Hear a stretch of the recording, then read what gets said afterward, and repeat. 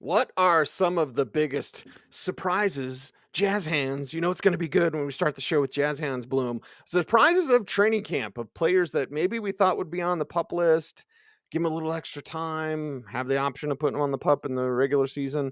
But no, they're playing, they're practicing. It's go time for Daniel Jones, which is interesting Mhm. given the fact that well, Drew Lock was there. The offseason drum beats for Daniel Jones have been off. Right. They've been off rhythm. It's like Jones is gonna miss some time and Drew Lock will have an opportunity, and then all of a sudden, no, no, no, Jones is not on the pup list to begin Mm-mm, training camp. mm-mm.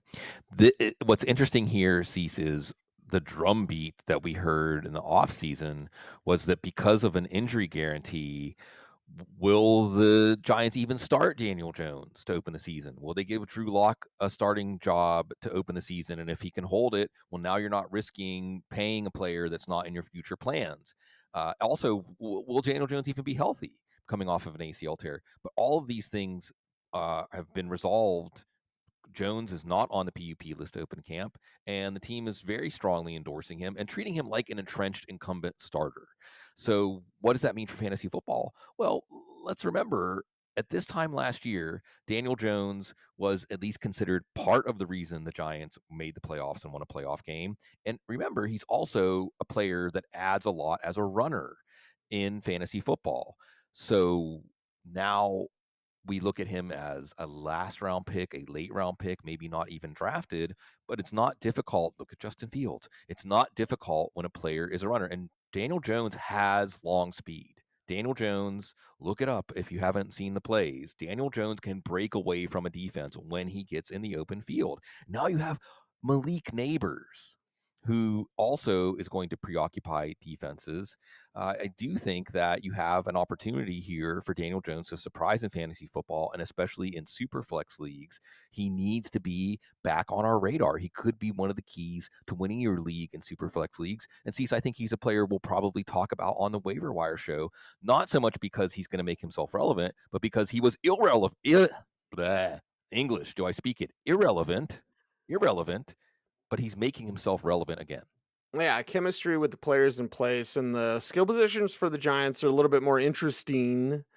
I guess maybe this was like our mini drum beat show, but I think of Tracy in the Hmm. backfield, and Sure. we're hearing what did they say? Like they use him like Jameer Gibbs. Hmm. We've heard some of that stuff. Like, okay, well, Sure. who would be distributing him the ball? That would be Daniel Jones. Right. So when you have playmakers like the rookie and Tracy, like, all right, well, he's getting the ball from Jones. A little dump off pass, takes it for 80 Mhm. yards. You get points for that. Yeah. Yeah, and a healthier Wandale Robinson, hopefully, and you think about the high-low combination of Malik Neighbors and Wandale Robinson. Darius Slayton, who if you like metrics, if you like underlying efficiency metrics, Darius Slayton in a terrible offense last year was pretty good. And you have him now as someone who's gonna get one-on-one matchups opposite Malik Neighbors. Remember, we thought 2022 Giants were a pleasant surprise on offense, enough that Mike Kafka's name was coming up as a buzzy name. 2023 Giants, not so much. Mike Kafka, not on a lot of head coach prospect lists. But we thought 2023 would be better. Well, they go out and get Darren Waller, right? There's going to be something better in this pass offense. We put Kenny Galladay behind us. Now, with a player like Malik Neighbors, we do have genuine excitement and we do have a chance for them to pick up where they left off in 2022 and actually have a viable offense. Well, it only took 4 minutes, but it is a Broncos show because, well, a couple of players to talk about in this. Hey, they're not on the pup list. We'll Hmm. start with Greg Dulcich here. Greg Dulcich, the much maligned tight end, great hair. Honestly, fantastic receiving threat. Don't ever ask him to block at all. But a player, oh, he's going to be Sean Payton's Joker, and he's just like Jimmy Graham or whatever. Like, no, hasn't been able to stay healthy. Hamstring problems, foot problems that came from a cleat that didn't fit his foot right. He said he has bony feet. Okay. Before I start sounding like Rex Ryan, Dulcich is out there. But the problem with Dulcich is the health concerns, obviously, Bloom, Hmm. but it's also the fact that the biggest playmaker of the entire offseason was Lucas Kroll. Right. So when you're out and the guy that everyone needs to know, Lucas Kroll, Lucas Kroll, Lucas Kroll, he's been the biggest weapon for the Broncos the entire offseason. I anticipate he'll be great in training camp and the preseason. That's a problem for Dulcich, who may not even make this team. Right, right. This is another player that is not attached to this regime, and I know that people like early career breakouts in the NFL. Oh, well, look at what Dulcich did as a rookie. Look at what Dulcich did in his first 3 games. Here are the other players that did that. Okay, but now that's in the rearview mirror. What has Dulcich done for me lately? Like Janet Jackson would say, little, nothing. And what has he done for Sean Payton? The other thing that makes this interesting is there's a vacuum. When we talk about the Denver offense, you hear a sucking sound. Wait, you can trademark. You can take that if you want to steal that one. Where's all the targets going to go? Where are the carries going to go? Who's going to fill the vacuum? And because it's Sean Payton, we know that it's going to be legitimate competition. Okay, whoever is most up to the task is going to get the opportunity, and that sure looks like Lucas Krull. Now, where this becomes an interesting cue the Rocky music for Greg Dulcich is now he's got his motivation. Now he's got his sense of urgency. Like you said, Cease, it's not just a question of is he going to have a big role in the offense? Is he going to make the team?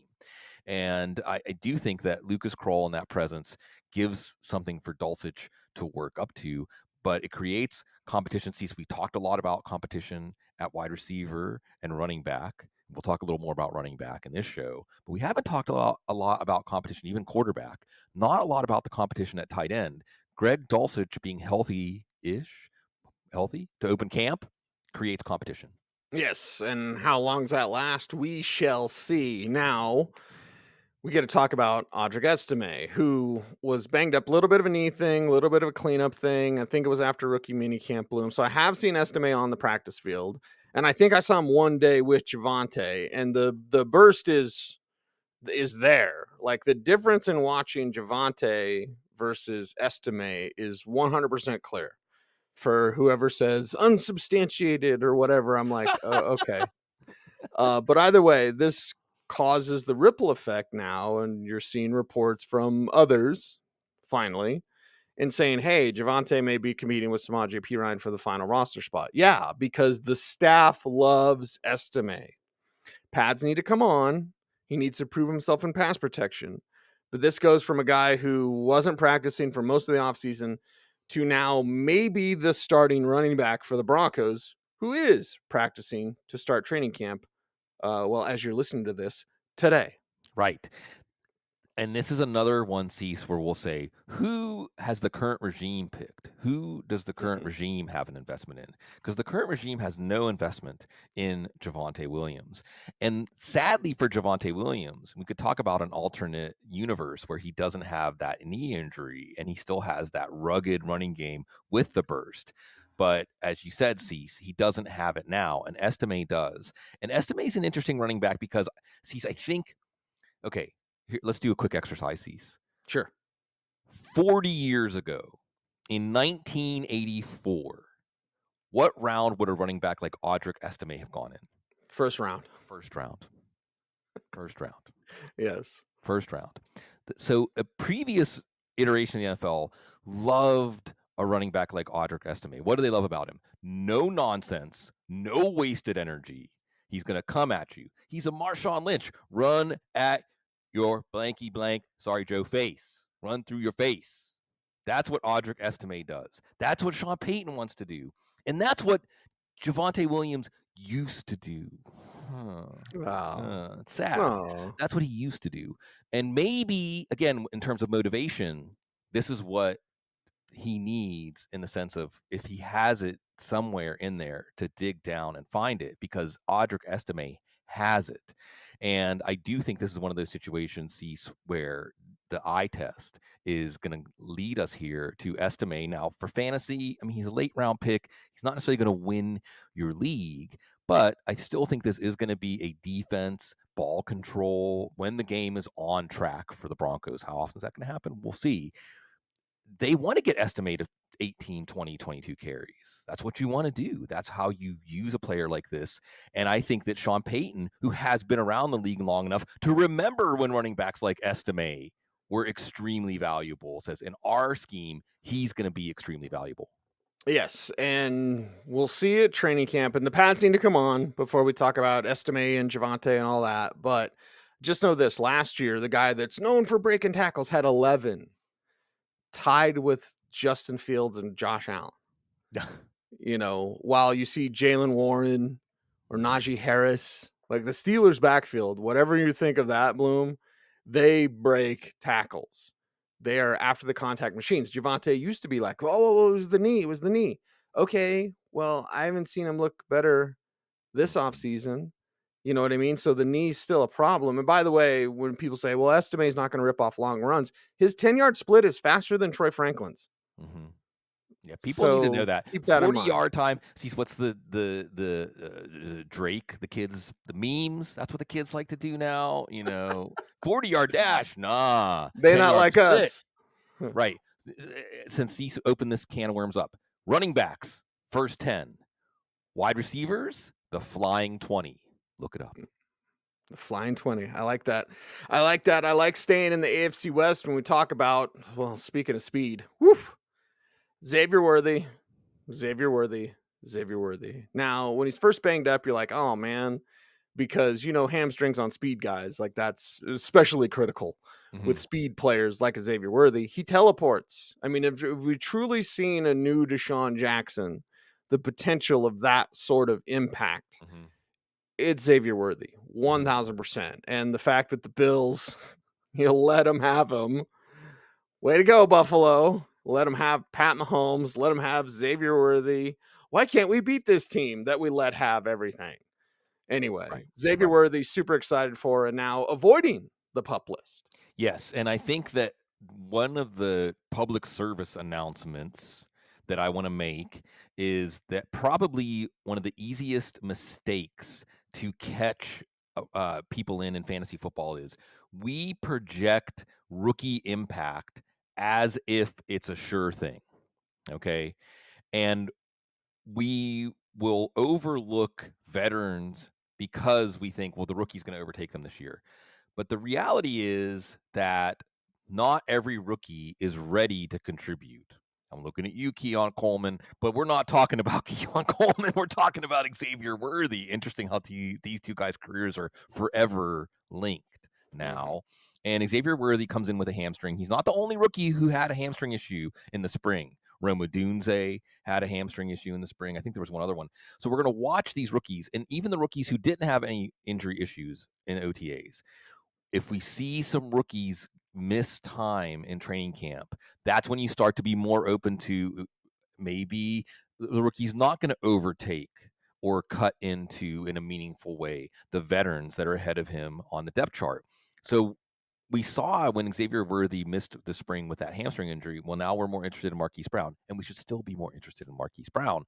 But from an overall outlook from the Chiefs offense, because he's a speed wide receiver, so we could draw Roma Dunze with a bum wheel could probably still get some stuff done. If Xavier Worthy doesn't trust his throttle, if he can't open up to that fifth gear, well, that's what he brings. Now we know that he was able to start training camp and trust that. Now let's wait. We have a couple of weeks. An aggravation. Now all of a sudden we need to rethink how the distribution of targets is going to look. But for now, Worthy is back on track to make an early impact. And this Chiefs offense is back on track to be one of the more magnificent fantasy offenses after a depressing 2023. Yeah, they were down and they won it all. Way to go, NFL. They're they're not quite the same. And Mahomes, I believe, led the league in short passes last Right. year. They're not going For to do that people like this year. no, Yeah. no, no. They're And tired of that. what's really cool and admirable, so many things with the Chiefs offense. Whatever they want, Yes. whatever they want. Somebody on our local airwaves, Mike Evans, I'm looking at your tubby ass. He said, Sorry, Joe. "Sorry, Joe." He said, like, well, how good is Isaiah Pacheco? He's never had 1,000 yards. They don't need him to. No. The Chiefs offense, if they wanted, hey, we're just going to feed you 25 carries. Here you go. There's your 1,500 yards from Pacheco if his body held up. If they want to strike deep, if they want to continue doing the short stuff, they can. But with assets out there like Worthy and Hollywood, oh, the Yeah. long pass as I go foghorn leghorn on you, Bloom. Hmm. It's back. Yeah, and I think that for defenses, probably one of the things that helped you when you were facing the Chiefs was, well, if the answer was we have to if someone's going to beat us, Marcus Valdez-Scantling is going to be the one. Okay, I'm okay. I'll fall asleep knowing that, well, if Marcus Valdez-Scantling can execute, we might be in trouble tomorrow. If it's Marquise Brown, if it's Xavier Worthy, that's a different proposition. And then that opens up everything for everybody else, including Travis Kelce. Including Travis Kelce. Yes. Because what happened last year? Was it really that Travis Kelce was slowing down? Because he sure didn't look like someone that was slowing down in the playoffs. And if the defense is now spaced out more to cover all this speed, Travis Kelce has more room to frolic and romp in the middle of defenses. All right, we wrap up today's program, and it's the Audible, footballguys.com. Make sure to like, comment, share, subscribe on this video. We appreciate you for checking us out and helping out grow the channel. Okay, we want to keep growing, keep expanding, millions of subscribers. So help us out by doing that. Like, comment, share, subscribe. What are we going to say about Aaron Rodgers? What could we say about Aaron A Rodgers? lot. We could say a lot. Well, we can say a lot about Aaron Rodgers now, avoiding the pup, coming back from the Achilles. I guess my only thing that is, I don't know. I wrote it on our newswire. It's like, why is he always, he's courting Devontae Adams? Like, you can make new relationships. Maybe Mm-hmm. it's just being the old thing, right? When you get a certain age, you're like, Mm-hmm. I'm not making any more new friends. Mm-hmm. These are my ride or dies. Yeah. And that's Devontae Adams is his guy. It's like, stop. It's Matthew McConaughey, all Mm-hmm. right, all right, all right. He's the guy that's in college that keeps going to high school parties. Right. I think that's what I wrote about Aaron Rodgers. All right. That being aside, we know the Achilles is okay enough. How much do you trust it? Robert Saleh. I mean, everything's on the line. Mm-hmm. Everybody, there's careers. If this doesn't work with Aaron Rodgers, you think Nathaniel Hackett's going to be anything more than a ball boy? He Mm-hmm. probably will because it's the good old boy network bloom. But like Nathaniel Hackett will be some sort of like offensive assistant or something like, and not even to mention Robert Saleh, who I love. He'll never get a job again as as a head coach because of Aaron Rodgers. That's how Right. much pressure is on him this year. Yeah, I think that what we can say about Aaron Rodgers from a fantasy standpoint is that um, when it comes to Garrett Wilson, there is some confidence in Aaron Rodgers baked into his ADP. You got to take him at the end of the first round. He didn't produce like a player that deserved to go in the end of the first round last year because Aaron Rodgers had played one series. Uh, but you're splitting the difference because if Aaron Rodgers plays 15 or 16 games this year, 17 games, Garrett Wilson now can approach that Jamar Chase, Justin Jefferson, CD Lamb, Tyreek Hill tier. True or false? True. Yeah. I mean, we saw what Rodgers did with Adams. Speaking of Devontae Adams, and Right. Garrett Wilson has that level of ability and talent. Okay, he has that level. And who else is Aaron Rodgers going to throw to? Tyler Conklin, Xavier Gibson, Mike Williams. We'll see how he comes back from his ACL. No, it's going to be Garrett Wilson. Garrett Wilson could easily approach 130, 135, 140 catches this year with a healthy Aaron Rodgers. So you can take Garrett Wilson at the end of the first round and get one of the biggest profits on the fantasy football draft board if Aaron Rodgers stays healthy and plays up to his old level. And the other thing here, of course, is Aaron Rodgers himself is going like 20th among quarterbacks. He's an afterthought. And if he's healthy, he's going to be more than an afterthought in fantasy football because here's the other thing that I think people aren't weighing. You sign Tyron Smith, you trade for Morgan Moses, you take an offensive tackle in the first round. If you're now the Jets offensive line might not be a liability. Now the Jets offensive line could be a strength. Oh yeah, there's that guy Brees Hall again coming back off of the year 2 off of an ACL. He could be a force on this team. If Aaron Rodgers can stay healthy, this could be one of the biggest surprise offenses in the NFL. Surprise! It is the Audible footballguys.com. We've got some audio only shows for you.